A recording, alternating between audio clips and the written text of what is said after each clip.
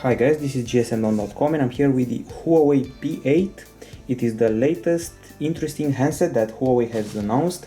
The P8 was announced in April in London and there's no more Ascend branding, it's only called the P8 and that's it. The predecessor was the Ascend P7. So this is right now the main phone that Huawei sells for 2015 so far. More devices are coming. I wouldn't call it a flagship because there's more devices coming.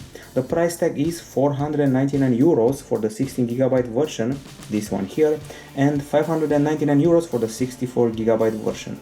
The 16GB one has a Kirin 930 processor. The 64GB one comes with a Kirin 935 processor with only a bit higher frequency, that being the main change. We have the 16GB model, and now let's discuss the design. So first of all, this device comes in gray, champagne or black. We have the champagne version. The thickness is 6.4 millimeters, which is actually thinner than the iPhone 6 that measures 6.9 millimeters. It weighs 144 grams, which is heavier by 15 grams compared to the iPhone 6. It's also 0.1 millimeter thicker, or better said, thinner than the Huawei Ascend P7, so at 6.4 millimeter we're thinner than the predecessor. It's also 20 grams heavier than the predecessor. The body is made of aluminum. It has a unibody aluminum chassis with an angular design. As you can see, a lot of straight lines. Only the sides are very gently curved. You cannot even tell that they're curved. They're curved so they can sit better in the user's hand. There's an interesting back texture here that increases the grip. It feels a bit like chalk or maybe sand for extra improved grip. We got a flat back and a flat front side. Also very narrow bezels. The feeling is that this is an edge-to-edge screen. Well, it's not. There's actually a black area here near the screen. So when you're watching a video or playing a game, you'll feel that the image has been cropped a bit. It's a bit like what Nokia was doing with the clear black technology. Okay, so this is a body made of glass and metal, and this is both a longer and wider phone than the Huawei Ascend P7. There are two shiny metal lines on the side of the phone, so one is here at the top and another one here at the back. This same thing happens here, and those shiny metal lines will make the phone shine in full sunlight and create a very nice visual effect. Other stuff we're mentioning here is that this device is made with nano molding technology, so it can hide the plastic antenna cutouts. At the front side we have a discrete earpiece, front camera and sensors here, and on the right side here there is a notification LED hidden very well. At the back we find the main camera, also discrete, with a dual tone flash and the plastic line from here, and also one here that's very well hidden. At the top there is the microphone and audio jack, while at the bottom you would say that these are two speakers. Well, this is actually the speaker, while this grill here hides the microphone, I'm guessing. And this is the micro USB port. On the left side absolutely nothing, and on the right side we got the volume button split in two, and the on off button that's pretty small and pretty thin and doesn't offer quite a good grip. And then we have these two SIM slots here. From what I've heard, you can use the upper slot as the micro SD card slot for this device. So on paper we have two nano SIM slots here, with the upper one also usable as a micro SD card slot, but then again you will not be able to use the SIM at the same time as the micro SD, the second one I mean. This is a comfy phone that offers an excellent one-hand usage. Your thumb can reach every area of the screen. Very comfortable one-hand use, and special software options for one-hand usage if you really want that. It has a solid case, it's pretty slim. Design-wise, it's better than the HTC One M9 if you really want a comparison, and compared to the iPhone 6, it has the advantage of not having a protruding camera, so the back side is actually sexier than the one of the iPhone 6. Now, as far as the hardware is concerned, this device comes with an IPS LCD screen. It's a 5.2 incher with a Full HD resolution, and inside you can find the octa-core 64-bit HiSilicon Kirin 930 processor. It has 4 cores of the Cortex A53E kind, clocked at up to 2 GHz, and 4 cores of the Cortex A53 kind, clocked at 1.5 GHz. Then there is the Kirin 935 version, clocked at up to 2.2 GHz. I should also mention that the GPU inside is a Mali T628 according to the info on the web. According to the application CPU-Z that we tested on this device, it's a Mali T624. And other features include 3GB of RAM, storage versions are 16 or 64GB, and the microSD card slot can offer you an extra of 128GB. The cameras, well, we have an 8 megapixel shooter at the front, 13 megapixel shooter at the back with dual LED flash, and connectivity wise, we're getting here LTE category 6, NFC, GPS, GLONASS, Wi-Fi BGN, Wi-Fi Direct. There is also Bluetooth 4.1, there is micro USB, and also HSPA, DLNA, and FM radio. We go to the sensors department, where we're getting a G sensor, gyroscope. There is also an ambient light sensor. We got a proximity sensor. There's also compass and accelerometer. We have reached the battery department. Well, this model comes with a 2680 mAh lithium polymer battery, while the P7, the predecessor, had a 2500 mAh capacity. In our test, that involves HD video playback with Wi-Fi on and brightness at 200 lux, we achieved, let's see how much we achieved here, a duration of 6 hours and 55 minutes, which is pretty unimpressive if you compare this phone to the Amazon Fire Phone, for example, that achieved 7 hours and 10 minutes. At least we beat the HTC One M9 that achieves 6 hours and 9 minutes. We got 6 hours and 55 minutes, and we even got beaten by a lower end device, the Xperia E4, that scores 7 hours and 18 minutes. Then there's the PC Mark test. This is a continuous usage simulation with brightness at 200 lux. We achieved 5 hours and 31 minutes, which is pretty much okay. We beat the OnePlus One that scores 5 hours and 15 minutes, but we scored below the Galaxy A5 that scores 6 hours and 51 minutes. At least we also beat the LG G Flex 2 that scores 5 hours and 7 minutes. Overall, the battery is okay, but not more than that. It's not an excellent battery, just a good one. The charging will take 2 hours and 47 minutes, which is quite long for 2015 standards. Just look at the Galaxy S6 and it's 1 hour and 10 minutes of charging, or the OnePlus One and it's 1 hour and 15 minutes of charging. If you go to the settings area, you're guaranteed to see some power saving features, which we can find here. Power saving. First of all, we got something called power monitoring.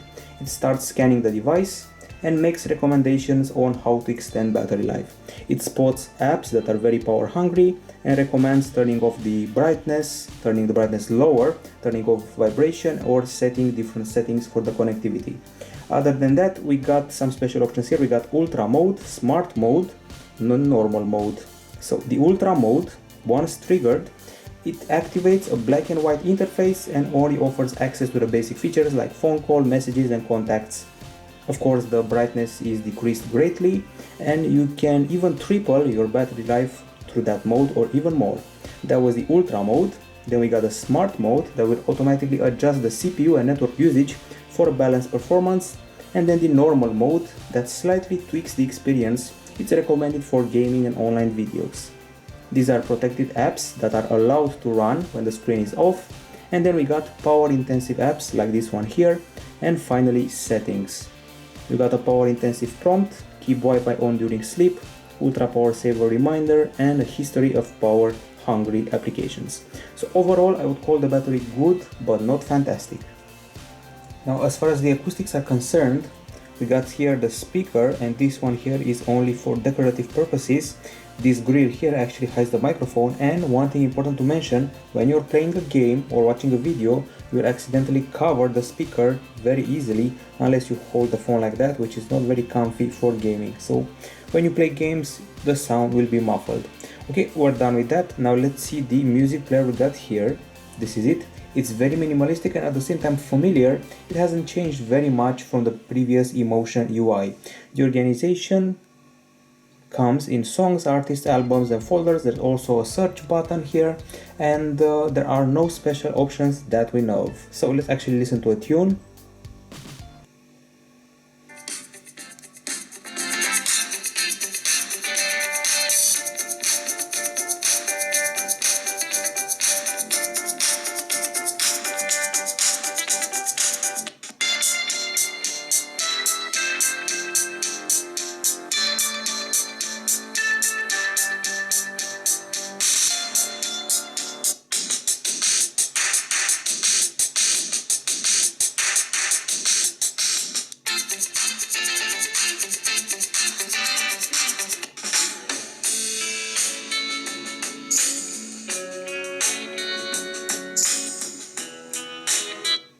Okay, so you get the idea. As you saw, some elements of the music player will not respond to touch. Sometimes it's not because I'm pressing any part of the screen, they just don't want to answer to the touch, which is kind of bizarre if you ask me. It's a bit of a bug. Okay, so the actual experience is very loud. We got a good bass, clear sound, but at the maximum volume there is a bit of distortion going on here. Sometimes these player buttons will not respond, which I find to be a bit of a bug. As far as the headphones are concerned, this is the pair that we got with the handset bundled in the case. They're pretty elongated, they're made of plastic, and the shape resembles the one of the Apple AirPods just a little bit. We got a pretty big remote with some flimsy buttons. If you ask me, they feel pretty flimsy to the touch. At least they sit comfortably in the ear, I'll give them that much. And let's connect them to the device. Okay, and the wire is not of the tangle-free kind, it tends to tangle a bit. And once you've connected this headset, you will see that there will be a special option available here. It's called DTS, and you can activate it at the top. What DTS does is it adds some extra bass and a more natural sound. Since you have connected the headphones, you can also go to the folder right here and activate FM radio with a very nice looking interface. And it has the ability to find stations very fast, and also to set some favorites, scan and schedule off, or also listen to the speaker. Okay, so this was the FM radio, and now it's time to see how the decibel meter handled the device's playback. So we go to the gallery, we go back here, and this is what the decibel meter has shown. Once we started using the speaker on the device, we put the decibel meter next to it and achieved 81.2 decibels, so 81.2 decibels at both the front and the back. We have beaten the Huawei Honor 6 that achieves 81 decibels, but we also beat the Samsung Galaxy A5 that achieves 77.6 decibels. We are still below the Samsung Galaxy S6 that achieves 89 decibels. Overall, pretty good acoustics, maybe aside from the distortion at the maximum volume and that small problem with the interface of the player and the interaction via touch. Of course, the placement of the speaker and the hand on it during games is a bit of a problem as well. Now, as far as the screen is concerned, this one is a Full HD IPS LCD screen made by GDI. It has a 5.2 inch diagonal, Full HD resolution, and the video player that you can see right here, it also offers a DTS option of its own. You can see it right here at the top. You press it and once again you get more bass and an improved experience. Once you're watching a video, you will notice a black edge all around the image. It's exactly what I was talking about when I discussed the design. What you see here as being black at the front isn't all display. That small edge actually shows you what it's all about. It's just like Nokia Lumia's clear black technology. A part of the screen isn't exactly screen. I sure hope that, because otherwise it's a waste of pixels. Frankly speaking, it feels like the image is cropped and it kind of bothers me, this black edge around it. I should mention that the screen offers an okay contrast and the actual viewing experience offers us vivid colors to the point of oversaturation. The screen is pretty bright, the image is crisp, and we got wide viewing angles, as you can see. I should also mention that the pixels are of the RGB stripe kind. And now let's check out the lux meter test. We use the lux meter and let's see what we measured. By the way, these are the pixels, RGB stripe, and this is the lux meter showing us 346 lux units. We are below the Oppo Find 7a, achieves 354 lux, but at least we beat the LG G Flex 2 that achieves 266 lux.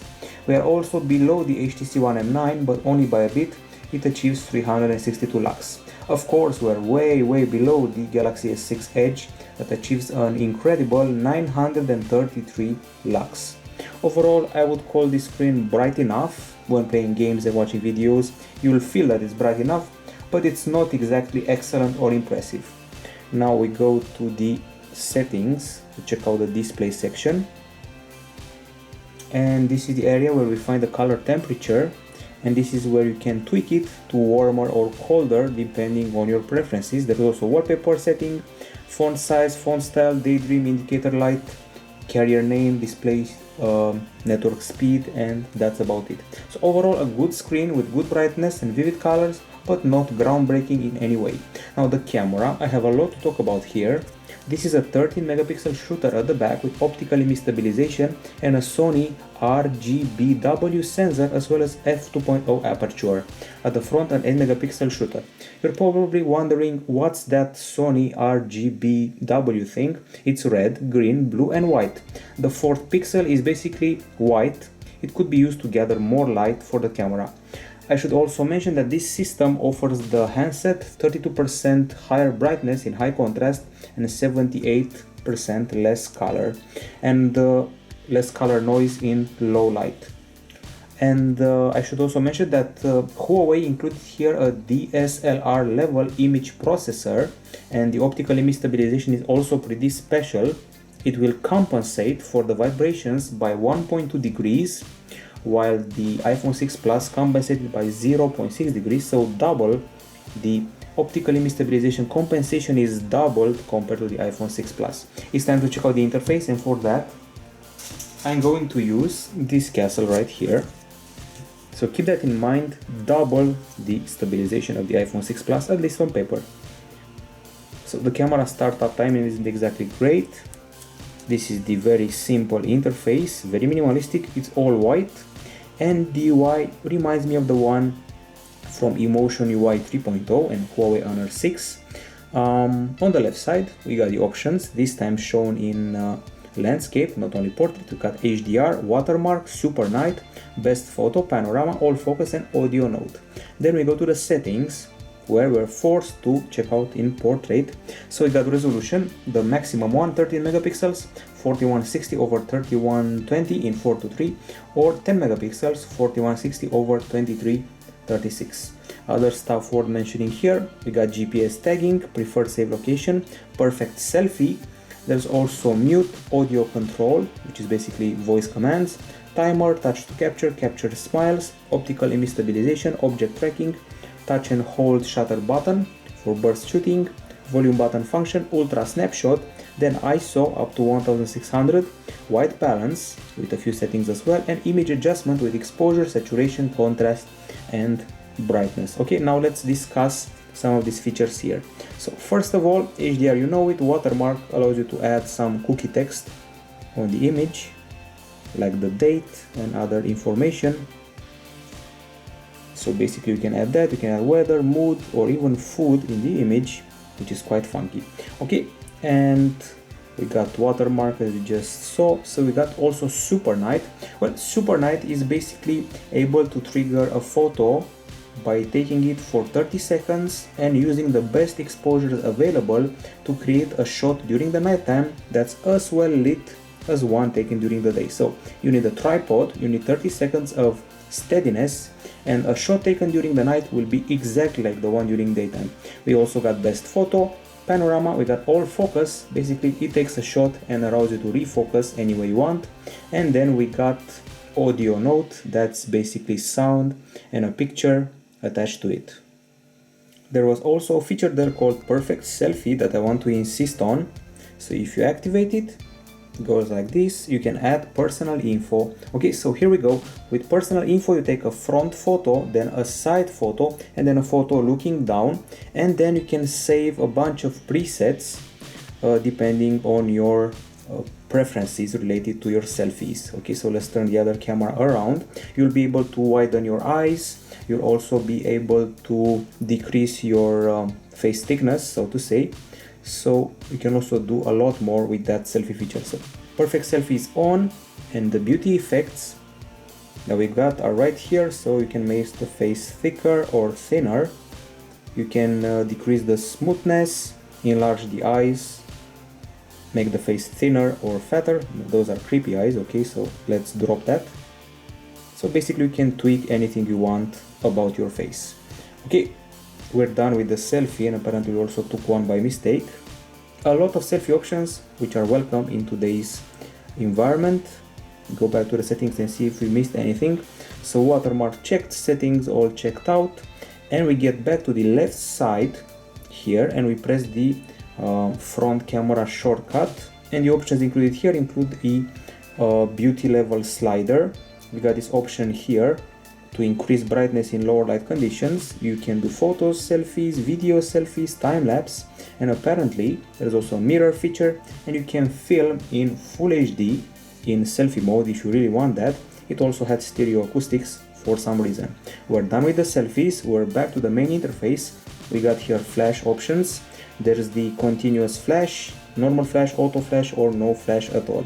So overall, we're done with the left side of the interface. On the right side, we got the shutter button, gallery shortcut. We got the effects. Those include mono, original, blue, sweet, sentimental, Valencia, vintage, among other filters. Then we got the main capture modes. So there's photo, there's video, there's time-lapse, there's beauty with a beauty slider, and there's something new called light painting with a few sub-options. So there's something called car light trails. The name speaks for itself. If you see cars passing by, you will trace the light in front or at the back of the cars. Using this feature, there's light graffiti. You can capture the light trails in a dark environment. You can capture the flow of moving water and capture the trails of stars and galaxies in a clear night sky. So those are the basic photo modes. If you go to the video area and want to see more settings, we got resolution. You can film in full HD, 16:9, stereo, HD, GPS tag, mute. There's a beauty mode, even for video. We got optical image stabilization, normal stabilization, and object tracking, to name just a few. Okay, so a ton of options, especially compared to the previous Emotion UI, so that's impressive. Now, as far as the actual experience goes, the focus is pretty fast, and also fast is the picture taking. And if you keep the screen pressed, you'll be able to drag the two frames to adjust the focus and metering point. And other things we're mentioning, the zoom goes up to about 6x. And the camera remains pretty steady in spite of the zooming in. There's also something called auto sharpen. In darker areas, when you take a picture, the camera will tend to sharpen the image a bit. Okay, so now it's time to take that shot and analyze it. Obviously, very crisp, very clear, excellent details, excellent lighting, so no objection. And by the way, something that reminds me of iOS, we got a brightness slider here, a slider for exposure right next to the viewfinder. So that's the camera UI in a nutshell. Now we're going to the gallery. Let's put this aside. And in the gallery section, I must mention one interesting feature. We took all the shots on a sunny day and also some of them at night. There are over 130 samples here. So now let's have a look at the gallery. As I said, we have over 100 pictures here. So let's start off with the pictures taken during daylight. I have to say that we got realistic colors. And if you look closely at the images, you'll see that they're a bit less glossy than the ones taken with a flagship like the Galaxy S6. And in the distance, you'll spot less details than the cameras of the flagships. For example, this shot, if you look at it on the PC and start zooming in, you clearly see that it's not a 20 megapixel camera or a 16 megapixel shooter on a flagship. However, I have to say that close by the details look great. Exposure is also excellent here, and this camera is able to capture a lot of light. The colors are pretty realistic and pretty good, especially the blue of the sky. And we played around with the refocus feature, so we are able to focus on this or on this sign, and we also did that with a flower later on. This was the all focus picture, and then once again a new shot, a landscape shot with very nice blue skies, a wonderful blue caught by this camera. The hue blue isn't caught very well by some of the cameras out there.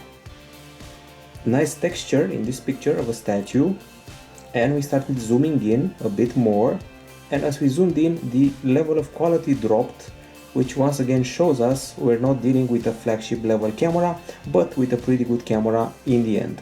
So this is the first attempt at a macro. As you can see, it's very well done, excellent level of detail, and it's only the start of a long series of macro attempts.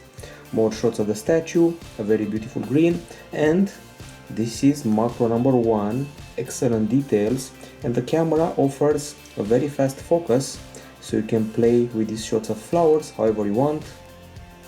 Colors are also very good and very realistic, And this is an area where we played with the focus again, so you can focus on this flower here or this one here and make this one blurry, make that one blurry, or even focus on this one here. So that's what refocusing is all about. We proceed. Once again, beautiful details and beautiful colors. The main idea of this camera is that when you're close up at, let's say, 2 or 3 meters or a few centimeters, everything is perfect and details are fantastic.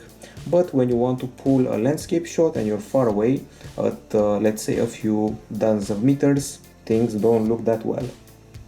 Those shots were taken on a sunny day, and luckily we didn't have any problem with exposure or with burnt shots, so no burnt shots here. This is the panorama, reasonably good details, I would have to say, and the resolution is 12,736 over 2176 pixels. There are no problems with the sun, nice flowers here, and also nice green. Not only the blue is great, also the green. And one thing I noticed here, when taking a selfie at some point, almost there, by the way, nice watercolor here, also nice sky yet again. You can see some of these pictures are taken in 4:3, others in 16:9. And now it's time for the selfie. Okay, one thing that I noticed in the selfie area, unlike other cameras, now you can also see the details in the background. Usually the face was clear and the background was blurry. This time you can actually see what's happening in the background in a pretty clear view. So a pretty good front camera here for selfies, plus those nifty features I've shown you before. Okay, so we were in full sun here and still had no problem. Once again, nice details here. And that's because we're close to the subject. Nice colors, nice exposure, next level of details and realistic colors. We started zooming in here, those are the flags, and this is the zoom we achieved, and the quality dropped a bit. This is a series of pictures we've taken in the shade this time, and there is a slight quality drop, especially when zooming in. And this is a shot with sound. Let's hear it. You can hear birds chirping and all that. And at some point we even have a shot of a duck in HDR. So shot number 1 and shot number 2 with HDR, and the scenery has been lit up a bit. Okay, we also took pictures at night to test the camera during nighttime and test its low light ability. So picture number 1 with the flash on. Decent level of details, there is no yellowish hue and the colors are quite good. Without the flash things get a bit worse, but still it's a good picture for nighttime and without a flash. I have to say that overall, compared to the flagships out there, we don't capture as much light as one would expect, as you can see right here. But when the flash is on, colors are perfect and details are very good, like in this shot of a flower. Same flowers without flash, as you can see, didn't capture much light. With flash again, without flash. And this is an attempt at the super night shot. Once again a comparison without flash and with flash. A very powerful flash, one might even say too powerful, sometimes slightly burning the image.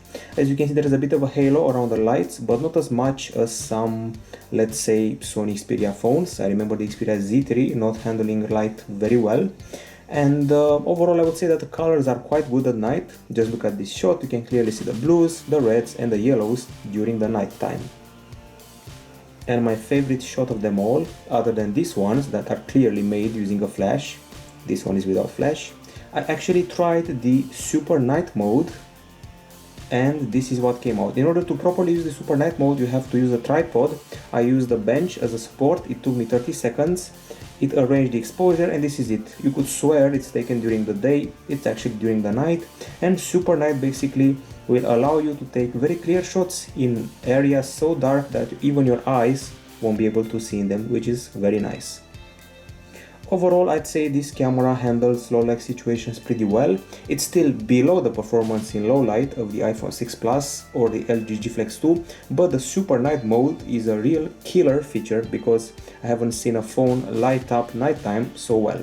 As far as the videos are concerned, I have to mention we don't have 4K video here, we don't have slow motion here, or fast motion. We can film in Full HD MP4 29 frames per second. The bitrate was kind of low, 9 on 10 mega per second. I'm used to 17 mega per second or 20, not 9 or 10.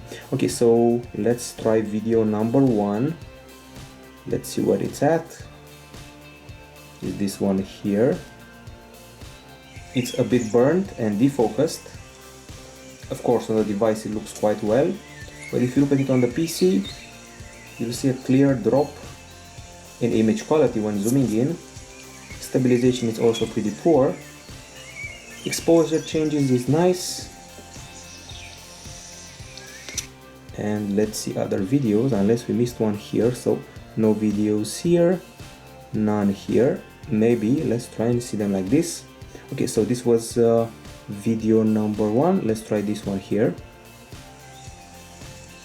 Good acoustics, as you can hear. Pretty nice colors.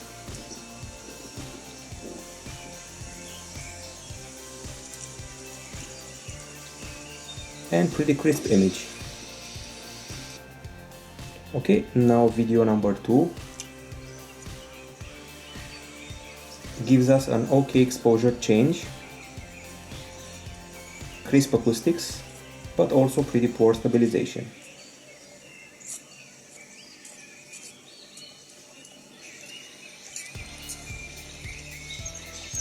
Okay, next video, the one you saw already. Let's try this one here.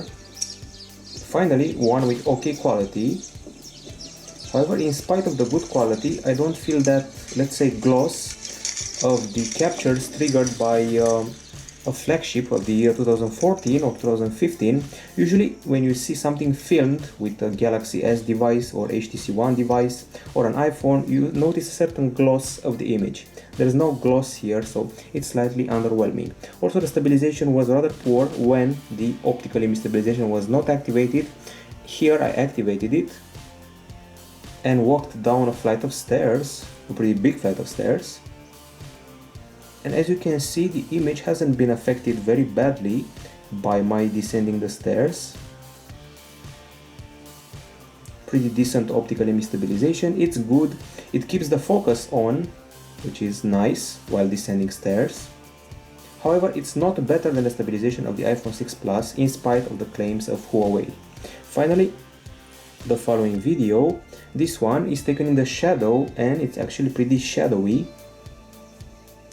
The quality drops a bit, and when zooming in, quality drops a lot. And you can actually feel the lower bitrate, especially if you looked at a Galaxy S6 video or other devices before you saw this one. Okay, and now let's go to the night shot. So video number 1, it's without flash. And things get a bit blurry here. There's a lot of grain and noise. We hit a light source and that's handled pretty much okay. No special halo or stuff like that. Decent colors, but a lot of blurriness. When the flash is on, things totally change and you'll be pretty happy with the result. You can clearly see the red, the gray, the blue, and a very powerful flash here, I have to say. Still, if you take the video and watch it on your PC, the grain is still there. Overall, I would say the filming is a bit underwhelming, while the photo taking made me pretty happy overall, especially considering the options. The video taking wasn't as good as the photos. Overall, this camera is not exactly on a 2015 flagship level. The pictures are, honestly speaking, close to the quality of the iPhone 6. However, you're not close to the Galaxy S6 or the LG G Flex 2, sadly. If you take a landscape shot, you'll see the blurriness of the details. The videos are sadly pretty far from what one expects from a flagship. However, what I like best here is the super night capture. I had a blast with it. It can turn a nighttime sequence into a daytime sequence pretty fast. As far as editing is concerned, you'll take a shot and press this option here. You'll see rotate, crop, filter, adjust, mosaic, watermark and label, and also an eraser option to play with a very minimalistic user interface. Okay, so we're totally done with the camera. It's time to discuss performance, and I'm going to start with gaming. After playing 15 minutes of the game Riptide GP2 on this device, we achieved 35.8 degrees Celsius, which means it keeps pretty cool and it doesn't overheat. Now, as far as the browser goes, let's first load up yahoo.com and then access gsmdome.com so we can make a proper test. Okay, now let's access GSM Dome. By the way, a pretty comfy keyboard here, big keys but well spaced at the same time. So gsmdome.com loaded pretty fast here, fluid scroll and a pretty intuitive interface that's all black and white and comfy to use. Those were the tabs. Okay, so fast browser, comfy keyboard and a minimal UI for the browser. This is the phone section. We got the usual speed dial. We have the speed dial settings, privacy protection, harassment filter and some extra settings. You can reject calls with text, virtual HDR call, virtual HD call to enable, you can enable it to enjoy calls with a better clarity. So basically you can hear other people better thanks to this option. Okay, I have to say that the speaker volume is pretty loud. We got clear calls, good signal, and the sound is crisp when taking or making a call. Now, as far as the benchmarks go, we got quite a few to show here. And I decided to compare the Huawei P8 to the Huawei P7, the predecessor, also to the LG G Flex 2 and the AllView X2 Soul Pro. Well, the reason, we got here a battle of an octa-core HiSilicon Kirin 930, this one here, with a 4-core HiSilicon Kirin 910, which was present on the predecessor, and also a Snapdragon 810 octa-core 64-bit on the LG G Flex 2, and finally octa-core 64-bit MediaTek on the AllView X2 Soul Pro. And now it's time for the result. So we got here 13,552 points in quadrant, while the P7 only had 7,286, so we almost doubled the score of the predecessor. However, the LG G Flex 2 doubles our score with 26,000 points, while the AllView X2 Soul Pro gets 15,000 points. Next up is the Antutu with a pretty big score, 48,922. The P7 had 29,033. The LG G Flex 2 actually has a lower score than us, 47,000 points, and the AllView X2 Soul Pro 44,000 points. Next up there is Nenamark, offering us a score of 60.4 frames per second. The predecessor had 34.7 frames per second, the G Flex 2 had 58 frames per second, and AllView X2 Soul Pro 61.2 frames per second. Then there is Velamo here somewhere. This is the result of the Chrome browser, 2849, the P7 had 866, much lower, G Flex 2 4353, so it totally beat us, and the AllView X2 Soul Pro 2920, so it beat us by only a bit. There's also 3D Mark in here, and in the iStorm Unlimited test we scored 12,167 points. We beat the predecessor by 5,000 points. We got beaten by the G Flex 2 by 9,000 points, and we beat the AllView X2 Soul Pro by 2,000 points.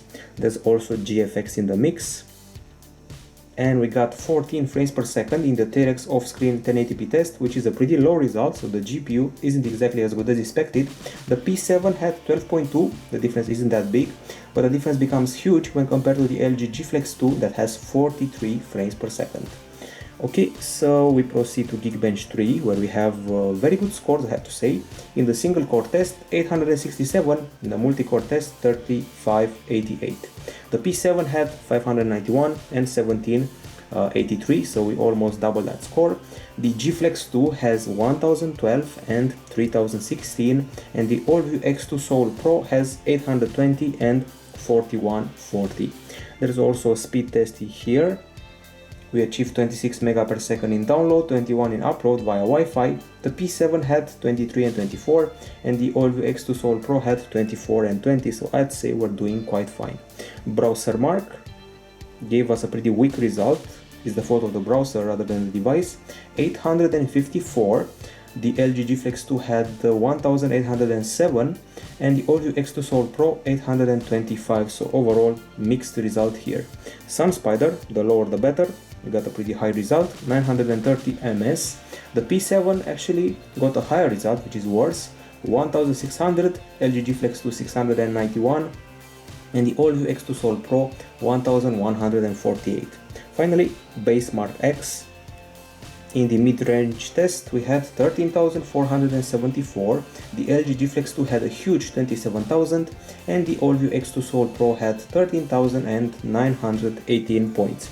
So the conclusion is, out of those 11 benchmarks, the Huawei P8 wins 2 in front of all the devices. However, in front of the P7 it wins all of the tests. There is no lag here in the Emotion UI 3.1. It's a very fluid interface. You can perform a lot of tasks and handle a lot of things here, including emails and application updates that are actually happening here while we're speaking.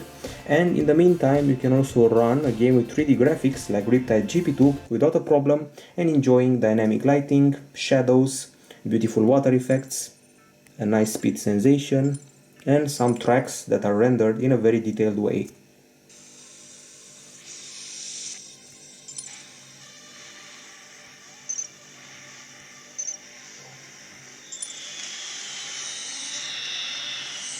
The only thing that bothers me, as I said in the display part, is the so-called crop of the image on the screen. You can see those black edges around the image. It feels like it's cropped. It's actually the screen panel not being totally screen after all. Okay, so we got to the trick. You saw the speed, light and shadow effects, so gaming is just fine. There's no overheating and the graphics looks nice, and there's also no lag.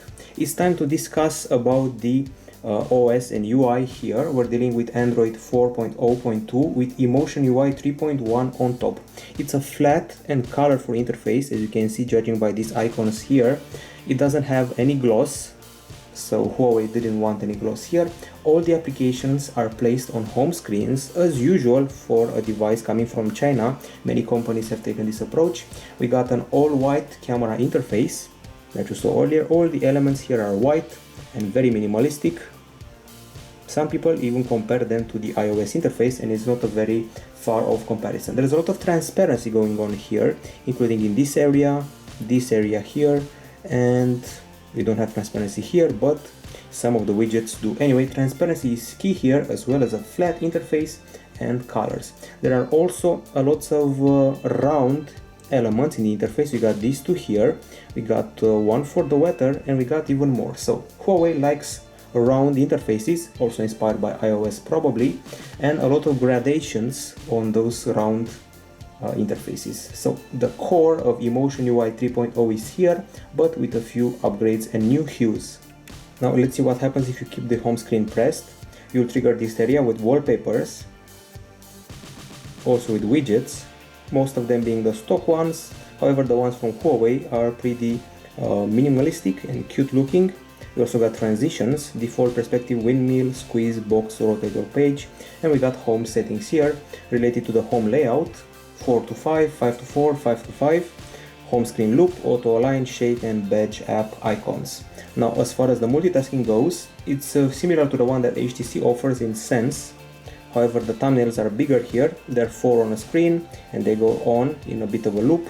As far as I know, you can close them all with a swipe like that. Other than that, the notification area is available here. It includes sort of a timeline with the time of each action. There's also a share option. You can also swipe to the side to clear them. You can clear them all like that. And obviously then we go to the quick settings area. You can see right here with the usual slider and connectivity options. Both are transparent, they look pretty cute and minimalistic. As far as the settings go, they remind me a bit of what Sony is offering on the Xperia devices. And the actual options include home screen style, including a simple one for the child using the phone or the elderly.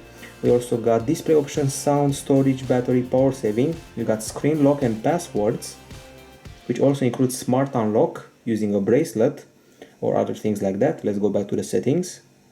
Okay, we got the location services, do not disturb, with certain limitations and contacts allowed to pass through. We got a notification manager, protected apps right here, with applications allowed to run when the screen is off, security features here, encryption of the phone, device administrators and more. Then we got backup and reset, accounts, manage apps, network apps, speech awareness. This basically allows you to find the phone with a vocal command. You get a wake up keyboard type and more options here. So speech awareness will allow you to select a language and be able to find your phone if you lost it somewhere. There's also Touch Plus. It allows you to attach a special film to the front of the phone and use some of its area as extra buttons. There is Motion Control, which basically is the usual gesture control feature. You can flip to mute, pick up to reduce the ring volume, raise to ear to answer a call or make a call. There's also the navigation bar that you can set up here and add an extra button to open the notification panel. There's also one hand UI and a shifting keyboard, and in the more section you can find the famous feature that Huawei has promoted so much. It's not the suspend button, it's not the smart cover, it's the smart screenshot, so you can tap twice with your knuckle to take a screenshot or draw a region on the screen. And there's also the gloves mode, so if you do something like this, I just took a screenshot, and if I want to only take a screenshot of a part of the screen, I'm going to do this using my knuckles. So that's an innovation that Huawei has promoted a lot. Frankly speaking, it's a bit of a gimmick. I cannot say it has changed my life in any way. Okay, we're done with the settings and with the special features. It's time to have a look at the pre-installed applications, and boy, there's a lot of them. Gallery, music, videos and email are pretty straightforward. There's also Phone Manager that will allow you to accelerate your phone, clean the storage, use the harassment filter, power saving, traffic manager, drop zone manager and app lock. We got a notepad that speaks for itself, take notes fast, use a bullet list. We also have a Themes application with options for customization of the unlock animation, lock screen, home screen, icons, fonts and more. Feels nice. It's not as customizable as the HTC Sense, but they're getting there. We got a calendar here, clock, file manager with a pretty nice UI, and a director mode. That's one of the interesting features of this device. So as far as I know, you can create a group and you can track what other people with other devices connected to you are recording. So right now, if I had 3 people with phones near me, I could see here what they're filming, and we could edit our videos together as if I were the director. So that's a pretty cool feature. We got a voice search, and we got the top apps. We got Highlights, Todoist, Zenio, WPS Office and Twitter. We also got tools. We got weather, calculator, recorder, FM radio, mirror, magnifier, backup, updater, downloads, torch, high care and magic tag. Then there are some games. As you can see, we have reached an area with a ton of apps, so I can say there's a bit of bloatware here. We got Huawei Wear, which sends me to the Play Store and recommends I download this app if I have a bracelet from Huawei, and that's about it. Plus we can add here the special folder with all the cool Google apps: Chrome, Gmail, Google+, Maps, Play Music, Play Books, Play Newsstand and Games, Drive, YouTube, Photos and Hangouts. So those are all the apps on the device, and yes, there's a bit of bloatware here. Now let's have a look at the lock screen. And if you do that and you swipe up, you can see controls for the music, previous, pause, next, covers. You can choose from these to adorn your screen. And then let's go back. We have extra features here: remove, share, settings, and shortcuts to the calculator, torch or camera. These are the settings related to the things you will display on your screen, special feeds of images. Okay, so the Huawei P8 review is pretty much done. It's time for the verdict and the pros and cons. On the pro side, we got a premium design, glass at the front with an almost edge-to-edge approach, almost, metal at the back and side, so premium design, a pretty good price for a pseudo flagship, 500 euros, a loudspeaker here at the bottom. Also a pretty good screen, the brightness is okay, colors are also good. We got great macros taken with the camera on this device, and the super night mode really got to me. I find it to be the selling point of the device. Some people may consider other selling points. I like the super night. There is also light painting, it's a cool feature here. Optical image stabilization is good. We got very good selfie shots and extras, camera options, and overall a nice user interface that tends to borrow a bit from iOS, including this feature here. You swipe down and you can search for stuff just like in iOS. Now on the cons side, those are the pros. Now it's time for the cons. We got that feeling of a cropped image because of the screen's black edges. When you're watching a video or playing the game, you can see dark edges around it. Not very nice. Also, the battery is not very impressive on this model. It's just okay.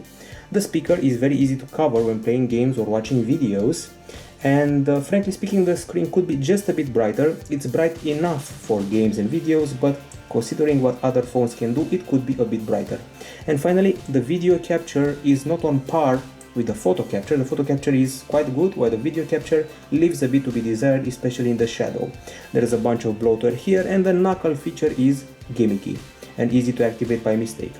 Okay, so it's time for the verdict. The Huawei P8 gets from us a 9.2 out of 10 here at gsmdown.com for design. For the hardware, it gets a solid 9 out of 10. And for the OS and UI, a 9.3 out of 10. So once again, design 9.2, hardware 9, and OS and UI 9.3. The final grade is 9.16 out of 10. This is a pretty much appealing model because of its price tag, 500 euros. It's not a flagship, keep that in mind. Huawei is preparing even more phones. It's appealing to the selfie camera, camera options, gaming, acoustics, special camera features, light painting, and super night, and is basically an iPhone with Android because of its form factor and design. If you want an iPhone with Android and a lower price, this is what you're getting. If you want an Android flagship with a better camera and better battery, you probably should look elsewhere with a bigger price. So 9.16 out of 10 from gsmdown.com. Bye bye.